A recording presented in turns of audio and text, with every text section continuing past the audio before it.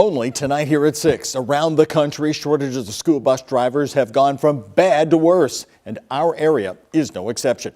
Focus investigative reporter Paul Hassan is speaking with one veteran JCPS school bus driver who says the reasons for these shortages haven't really been talked about until now.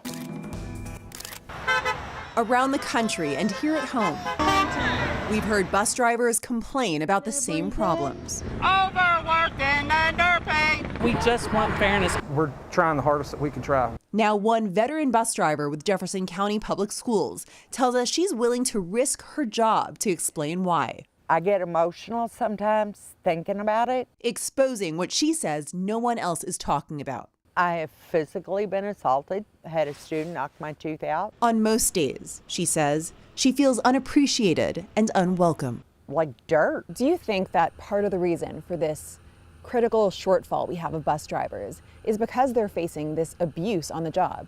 Yes. Across Kentucky, school officials have estimated we need more than 1,500 bus drivers. It's a difficult job. But it's a job Dawn Allen has stuck with for nearly 20 years. It's a stressful job.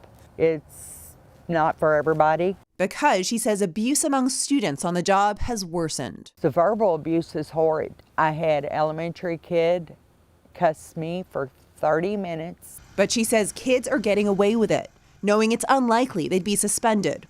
The school district often handles suspension as a last resort. The kids know this, and they'll tell you it to your face. We requested surveillance camera footage from inside buses.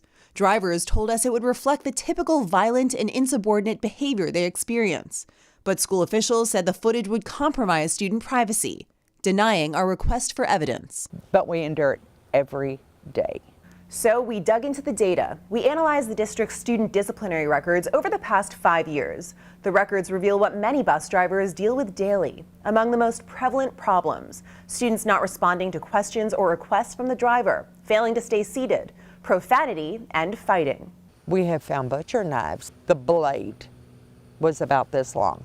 The data also reveals instances of weapons, vandalism, and striking staff. So we're alone.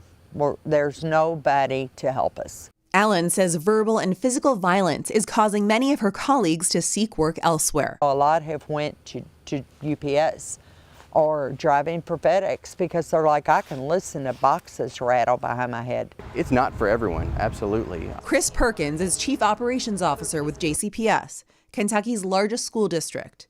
He says drivers have to speak up. Well, if there's an issue, it's up to the driver to bring that to the school's attention. And he says fewer drivers are, likely because they're safer now than they've ever been.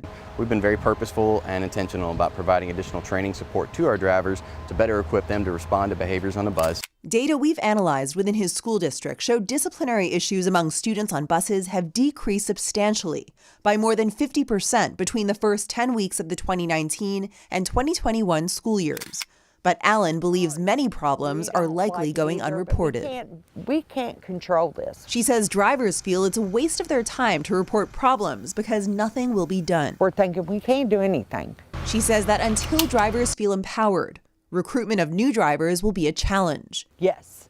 And those on the job will continue feeling stretched. We're working 8-10-hour days. Yet she's sticking with it. Right. With only a year and a half left until retiring with a pension. I'm too old to start into another profession. And she's sticking with it for those who appreciate her. And this one says, Miss Bus Driver, you are the best driver. At the end of especially tough days. This is what keeps her going. For Focus, I'm Paul Hassan, on your side.